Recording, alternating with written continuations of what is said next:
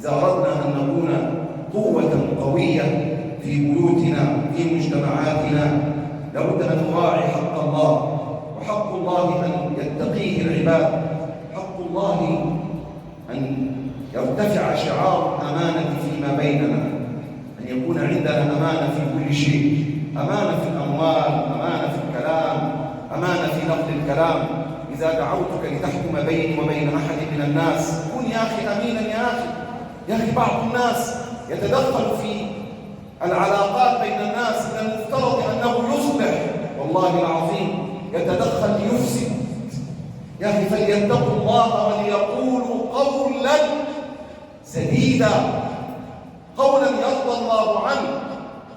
يا أخي إن أردت أن يبارك الله لك في أولادك كن أمينا، كن أمينا في كل شيء، كن أمينا في كلامك، كن أمينا في أموال الناس، كن أمينا في العلاقات بين الناس، لا تكن هكذا.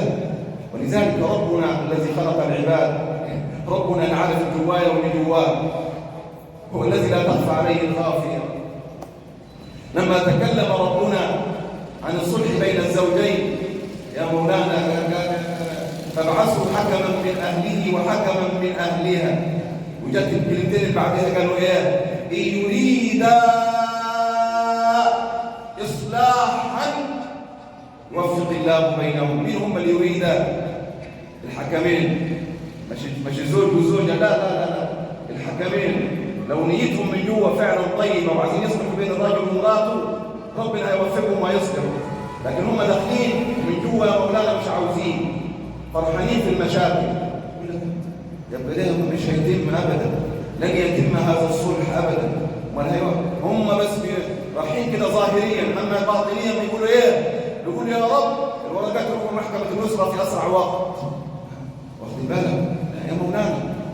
الامانة في كل شيء، الامانة في كل شيء. سيدنا سعد بن ابي وقاص لما فتح في معركة القادسية في بلاد فارس هناك في العراق، لما فتح القادسية وانتصر فيها جاء إليه الصحابة، جاءوا إليه بذهب وكنوز كسرى.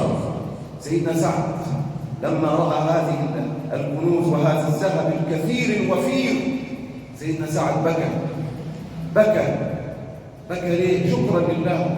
وتلا قول الله تعالى: كم تركوا من جنات وعيون. الأمة فارس كم تركوا من جنات وعيون وزروع ومقام كريم ونعمة كانوا فيها فاكهين كذلك وأورثناها قوما آخرين فما بكت عليهم السماء والأرض وما كانوا منظرين.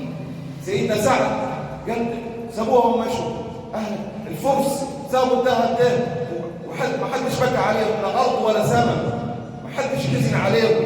بكى سيدنا سعد شكرا لله، وسأل الصحابة ما ترون في هذه الكنوز؟ قالوا يا أمير أرسلها جميعها إلى أمير المؤمنين عمر في المدينة. وذهبت إلى عمر يا مولانا لم ينقص منها شيء، ما فيش حلقة من الذهب نقصت، كل الذهب والكنوز ذهبت إلى المدينة كاملة مكملة.